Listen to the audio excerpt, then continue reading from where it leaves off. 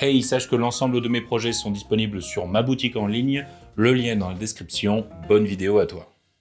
Et on continue avec cette petite série centrée sur les classes de jeux de rôle et comment les jouer au mieux au sein de vos parties avec vos chers potos. Et dans cette vidéo, on va parler d'une des classes les plus emblématiques du jeu de rôle Medfan tel qu'on le connaît, qui malheureusement, malgré sa grande versatilité en termes de pouvoir et de capacité, reste bien souvent cantonné dans un stéréotype bien particulier, vous allez le voir. Et donc sans plus tarder, parce qu'on a vraiment plus le temps de niaiser, allez-y, c'est parti. Alors dans les jeux de rôle médiéval fantastique, le magicien occupe, comme je le disais, une place de quasi premier plan. C'est bien simple, dès qu'un univers comporte de la magie, il y aura forcément des personnes qui seront plus ou moins aptes à manipuler cette dernière pour faire des choses absolument incroyables. Bon, quand on parle de magicien, il faut l'avouer qu'on a tous en tête ce vieux sage à longue barbe avec une robe et un bâton noueux qui dispense des perles de sagesse aussi énigmatiques que cryptiques. En somme, une sorte de sosie de Gandalf le Gris du Seigneur des Anneaux répliqué ad nauseam. Tellement d'ailleurs que c'est la première image mentale qui vous vient à l'esprit lorsque l'on vous parle de cette fameuse classe. Il est d'ailleurs très courant que le magicien brille principalement par son intelligence, qui lui permet d'appréhender des savoirs hautement complexes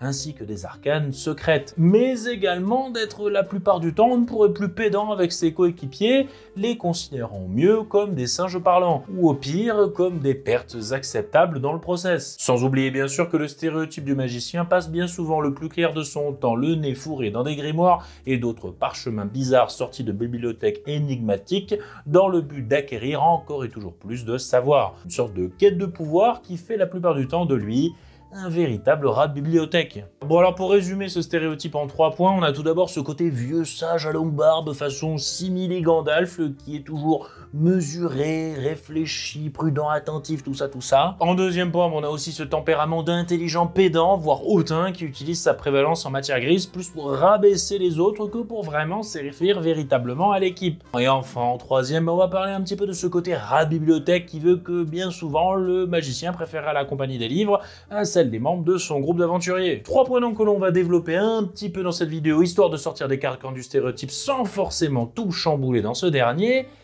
Les zoos, c'est parti encore une fois. Bon alors on s'attaquera au combo robe, chapeau pointu, longue barbe blanche et bâton dans la partie dédiée au character design visuel stéréotypé. Mais là on va commencer plutôt en douceur avec ce trait de caractère stéréotypé qui est principalement hérité des attributs qui lui sont normalement alloués en termes de fiche de personnage. À savoir, vous savez, ce côté sage, mesuré, réfléchi, bourré d'intellect, etc. suite à son long parcours académique dont il est bien souvent affublé. Bon, ça c'est essentiellement dû au fait que l'on associe bien généralement les années d'études à l'intelligence et à la sagesse, ou du moins à la faculté à prendre les décisions justes et mesurées au bon moment. Oui, car dans ce point, attention, je vais parler de la sagesse suivant ce principe là et non comme attribut en tant que tel sur une fiche de personnage. Notez juste bien pour pas que ce soit trop troublant par la suite. Sauf que ce fameux rapport entre niveau d'études et sagesse / intelligence, il n'est pas si simple que ça en fait. Je veux dire très sincèrement, il n'y a qu'à voir les sortants des grandes écoles politiques modernes qui sont actuellement en service pour se rendre compte que la corrélation est plutôt même très bancale. Et je vais pas plus développer, sinon je vais m'emporter, ce sera plus une vidéo de jeu de rôle. Et d'ailleurs, sans me vanter ou quoi que ce soit, mais pour avoir fait des études supérieures en cursus d'ingénieur, je peux vous dire, j'en ai croisé pas mal des teuteux, et même des majors de promo, c'est dire. Tout simplement parce que notre système éducatif à l'occidental a plus tendance à faire monter les gars qui ont une véritable mémoire d'éléphant, et qui sont capables de recracher l'ensemble de ce qu'ils ont appris dans des cours théoriques lors d'examens destinés à noter leurs capacités. Et attention, je dis pas ça pour tirer à balles réelles sur l'éducation telle qu'on la connaît, même si, bon, il y aurait quand même beaucoup à redire, mais là n'est pas le propos. Focus sur le jeu de rôle, Cyprien, focus-toi sur le jeu de rôle. Mais comme forcément le JDR s'inspire de notre réalité occidentale, forcément il a repris également une bonne partie de ses codes, dont justement celui de lier le concept d'étude à celui de l'intelligence et de la sagesse. Bon alors en gros, tout ce plaidoyer est un brin hors sujet, et surtout là pour vous encourager à vous détacher de cet aspect redondant du tempérament que l'on voit bien souvent chez le stéréotype du magicien. Je veux dire, même si vos stats indiquent que ok, vous avez une auto-intelligence ou sagesse, c'est à vous de voir, vous n'êtes pas obligé comme ça d'en faire le stéréotype du sage sur la montagne ou du premier de la classe comme Hermione Granger dans Harry Potter. En effet, l'expression de sa haute valeur en intelligence peut se situer ailleurs dans son chara-design, comme par exemple au travers d'une certaine intelligence sociale et relationnelle, l'amenant à mieux cerner les gens qui l'entourent. Ou encore il peut être pourvu de ce que l'on pourrait appeler une sorte de jugeote qui l'amène à être très créatif dans ses manières de s'adapter à diverses situations sûr. Cela pourrait être aussi lié à une sorte d'intelligence touche-à-tout qui s'exprime plus au travers d'une grande culture générale par exemple. Ou bien exprimer plus cela via une sorte d'intelligence ou de sagesse stratégique, cherchant plus à atteindre des objectifs avec le minimum d'efforts et de risques, suivant le fameux adage que personnellement j'adore extrêmement, l'efficience c'est de la flemmardise intelligente. Ou vous pouvez en faire un manipulateur, une sorte de sociopathe dont l'intelligence excelle plus dans le contrôle des émotions d'autrui et dans sa faculté à maintenir un masque de fausseté en toutes circonstances. Bon, je vais arrêter là les exemples, mais comme vous pouvez le voir, il existe pléthore d'autres manières d'exprimer l'intelligence et la sagesse, c'est chez... vachement dur à dire, hein. Oh là là, la sagesse c'est un autre personnage. La sagesse, il existe pléthore d'autres manières d'exprimer l'intelligence et la sagesse chez un personnage. On n'est pas passé loin du lapsus. Le truc juste à garder à l'esprit, c'est je pense qu'il vaut mieux éviter de trop se cantonner aux descriptions données pour les divers attributs par le livre de règles. Bah parce que forcément, oui, hein, ça donne une vision un petit peu fermée de l'intelligence et donc du coup, on a du mal à élargir ses horizons en termes de construction de personnages. Ce qui, est tout à fait logique en somme. Je veux dire, si à la base vous partez avec une description vachement fermée, c'est difficile d'aller plus loin que la boîte dans laquelle vous vous enfermez justement. Donc voilà, en gros, n'écoutez pas trop les règles et laissez-vous un petit peu aller. Ça fera toujours moins de sosie de Gandalf dans nos parties. Alors bon, dans le précédent point, on a parlé de l'expression de l'intelligence en elle-même, et du coup, il est donc temps de parler des à côté stéréotypés qui vont malheureusement un petit peu avec, à savoir un tempérament généralement hautain, assez snob, voire même carrément arrogant. En gros, vous savez, le gars qui prend les gens de haut, ainsi juché sur son imposante intelligence. Et ça, c'est un stéréotype de chara-design qu'on voit beaucoup trop souvent chez les personnages dotés d'une intelligence supérieure à la moyenne. Que ce soit dans les fictions ou dans les JDR d'ailleurs, hein, tout le monde y passe. Bon, précédemment, j'ai parlé brièvement du cas d'Hermione Granger. Il faut admettre qu'elle représente assez bien cette idée d'intellectuel hautain. Bon, même si son chara-design ne se limite pas à ce seul aspect, fort heureusement, et qu'elle évolue assez vite dans la saga. Bon, alors je vais pas non plus vous faire forcément un listing des personnages de fiction qui répondent à cet aspect du stéréotype, mais je vous engage quand même à jeter un petit coup d'œil à ces fameux persos présentés comme intelligents dans des séries ou des films un petit peu mainstream, et vous verrez qu'ils ont en grande majorité ce fameux gimmick de l'intellectuel hautain, comme je le disais, en plus ou moins grande proportion au sein de leur chara-design. Franchement, vous pourrez même en faire un jeu à boire, vous verrez. Bon, attention, je vous engage pas à boire non plus, c'est vous qui voyez, vous pouvez juste boire de l'eau, tout ira bien. En vrai, du côté JDR, je pense que cette propension à toujours botter en touche vers cet aspect du stéréotype est principalement une résultante indirecte de ce que l'on nomme l'effet Dunning-Kruger. Bon, sans pour autant déblatérer trop longtemps sur le sujet, il faut savoir que ce phénomène sociologique a été décrit par deux psychologues, David Dunning et Justin Kruger, dans une étude réalisée en 1999, dans laquelle ils ont observé que les personnes les moins performantes dans une tâche ou un domaine ont tendance à surestimer leur niveau de compétence, tandis que les personnes les plus compétentes ont tendance à sous-estimer la perception qu'elles ont de leurs propres compétences. Ces dernières étant en général plus conscientes de la complexité du domaine et des limites de leurs connaissances justement. Et du coup, ils ont résumé ça sous la forme d'un graphique un petit peu imagé reliant la confiance en soi sur un domaine en particulier avec la compétence au sein de ce dernier. Et on voit bien que la confiance monte en flèche malgré une compétence plutôt faible, avant de redescendre au fur et à mesure que l'individu devient de plus en plus expert sur son sujet. Bon, en gros, tout ça c'est bien beau, mais bon, en quoi c'est relié au stéréotype du magicien hautain, me demanderiez-vous? Eh bien du coup, vu qu'au RP parlant, le personnage devrait plus se situer dans la zone droite du graphique, à l'inverse, le joueur qui l'interprète va avoir un peu du mal à dépasser la zone gauche de celui-ci. Ce qui est tout à fait normal puisque le domaine de compétence en question, à savoir la magie, tient purement et simplement de la fiction.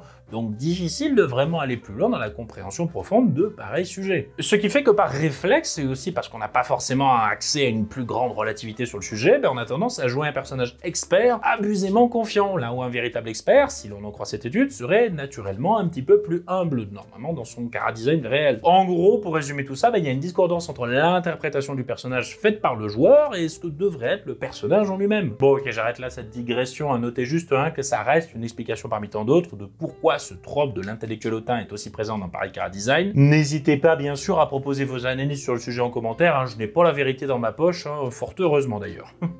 Bon et du coup tout ça c'est bien beau, mais comment on fait pour sortir de cette limitation, si on peut dire, à cause de cette discordance? Rassurez-vous, je ne vais pas vous demander d'apprendre par cœur tout le lore magique de votre univers de jeu pour justement vous déplacer vers la zone un petit peu plus humble d'expertise. Non, au lieu de ça, on va plutôt prendre justement cette fameuse discordance à contre-pied plutôt. En effet, plutôt que de faire un personnage qui use de son surplus d'intelligence pour s'élever au-dessus des autres, faites plutôt un passionné vulgarisateur qui souhaite faire comprendre les sujets les plus complexes à ses compagnons de route. Une sorte de Jamie de C'est pas sorcier avec un chapeau de magicien quoi en somme. Ou même à contrario, en faire carrément un cancre, pourquoi pas. Qui a passé son examen de fin d'études en trichant tout simplement, et qui est une sorte de semi-fraude qui manie certes ok la magie, mais ne contrôle pas tout à fait ses effets, ou bien s'arrange pour combler son manque de compétences par une créativité exacerbée. Un petit peu comme Ducobu, le protagoniste de la bande dessinée éponyme créée par Gaudy et Zidrou, qui très franchement est pas si bête que ça, hein. Il regorge vraiment d'une grande créativité pour arriver à ses fins. Ou bien faire que votre magicien feindra une ignorance ou un certain côté ingénu dans le but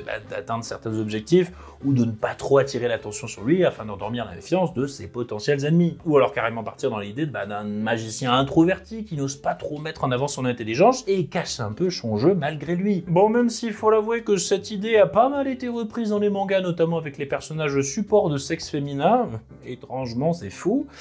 Mais bon, bref, passons.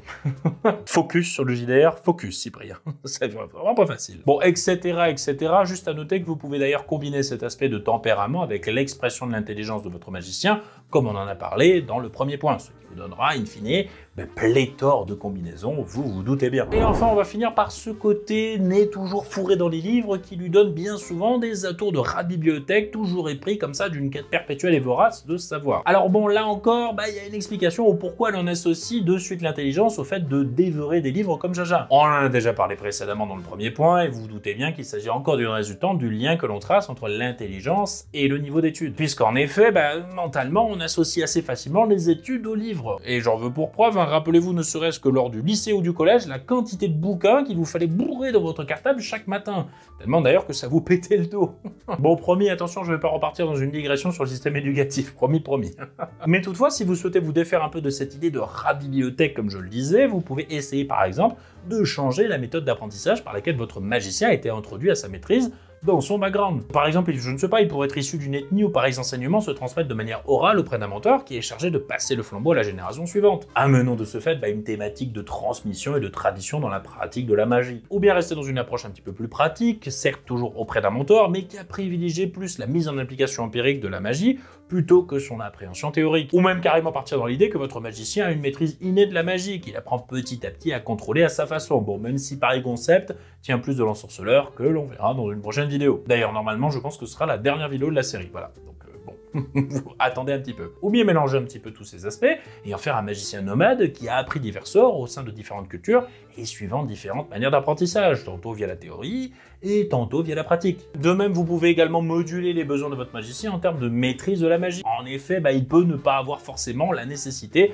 ou l'appétence d'apprendre tout le savoir et les secrets de l'univers, et se cantonner ainsi à ce qu'il a appris à faire en vue de s'améliorer petit à petit. Par exemple, vous pouvez partir dans l'idée d'un magicien qui a appris quelques tours rapides dans les rues en étant enfant auprès d'un mentor itinérant, et qui se sert de cet unique bagage magique avec brio pour se tirer de pléthore de situations. Collant ainsi à la fameuse citation de Bruce Lee qui disait « Je ne crains pas l'homme qui a pratiqué 10 000 coups une fois, mais je crains l'homme qui a pratiqué un coup 10 000 fois. » En gros, gardez à l'esprit que même si les livres, d'une manière globale, restent un puits de connaissances incroyable, ils ne sont pas pour autant la seule et unique source de savoir dans le monde. Et à partir de là, vous avez le champ libre pour sortir encore un petit peu plus du stéréotype du magicien, rat de bibliothèque, vous l'aurez compris. Et enfin, pour finir, comme d'habitude, on va parler du chara-design visuel stéréotypé de pareille classe. Alors bon, comme je le disais au départ, l'image typique que l'on a du magicien, c'est un bonhomme assez fin, engoncé dans une grande robe de couleur unie, coiffé d'un chapeau pointu et armé d'un bâton, avec en bonus parfois une longue barbe blanche bien fournie. Bon, fort heureusement pour nous, cette image un petit peu vieillotte du magicien a pas mal été dépoussiérée depuis ces 15 dernières années au niveau de la fiction, pour qu'on ait largement de quoi faire en termes d'inspiration. Déjà, on peut varier la nature du catalyseur que le magicien use pour lancer ses pouvoirs. En effet, au lieu du traditionnel bâton, on peut aller chercher d'autres objets insolites, comme par exemple des cartes, comme pour le personnage de Gambit dans Marvel, ou même carrément des parties de son corps, comme Bayonetta avec ses cheveux, ou même, pourquoi pas, des tatouages magiques parcourant sa peau. Ou bien partir dans l'idée qu'il n'a pas besoin de catalyseur et qu'il utilise ses mains comme Eleven dans Stranger Things, ou Zatanna dans DC Comics. Et dans la continuité de ce concept sans catalyseur, vous pouvez même aller puiser dans l'incroyable source d'inspiration qui est Avatar le dernier maître de l'air, et la légende de Korra, où les magiciens ici appelés Benders manipulent les éléments via des gestuels d'arts martiaux, donnant ainsi une composante beaucoup plus physique à la pratique de la magie. D'ailleurs, dans cette même veine, on pourrait aussi parler du jeu Forspoken, qui même s'il n'a pas été un grand succès, a quand même eu le parti pris créatif assez sympathique de proposer une approche plus acrobatique et stylisée de la manipulation de la magie. Et pour ce qui est du côté vestimentaire, inutile de vous dire que vous avez vraiment l'embarras du choix, tellement le concept fantasmé de magicien fait partie intégrante de bien des cultures et des légendes dans notre réalité. Très honnêtement, je vous encourage à vous intéresser à divers folklores, où il sera très souvent question de magie et de pratiquants de cette dernière, afin de puiser une inspiration rafraîchissante pour votre magicien. Et si jamais vous avez besoin de réajuster un peu l'aspect visuel des sorts du livre des règles pour que ça colle un peu à votre personnage, n'hésitez pas à en parler à votre MJ. Après tout, une boule de feu peut prendre bien des apparences tout en étant toujours aussi efficace. Bref, comme d'habitude, lâchez-vous, car très franchement, c'est le gros avantage de la magie dans la fiction ou dans les jeux de rôle, c'est que les limites du réalisme sont un petit peu plus floues que pour tout le reste. Veillez juste bien sûr à garder un peu la tête froide et à ne pas faire n'importe quoi, quand même, pensez à votre MJ et aux autres joueurs autour de la table, s'il vous plaît. Bon, bien évidemment, des conseils pour interpréter un magicien, et au-delà de ce fameux stéréotype, il en existe comme d'habitude tout plein d'autres, et je n'ai pas eu le temps de les traiter dans la vidéo, sinon celle-ci durerait des heures et des heures, vous vous doutez bien. Mais fort heureusement, comme d'habitude, vous êtes là mes chers abonnés, et je vous encourage du coup à donner vos petits conseils, en plus des miens, humblement proposés dans cette vidéo, en commentaire de cette dernière. Quoi qu'il en soit, ça sera tout pour moi, je vous dis comme d'habitude, à dans une prochaine vidéo, c'était le Scénarurgien, à ciao, bonsoir, les studios.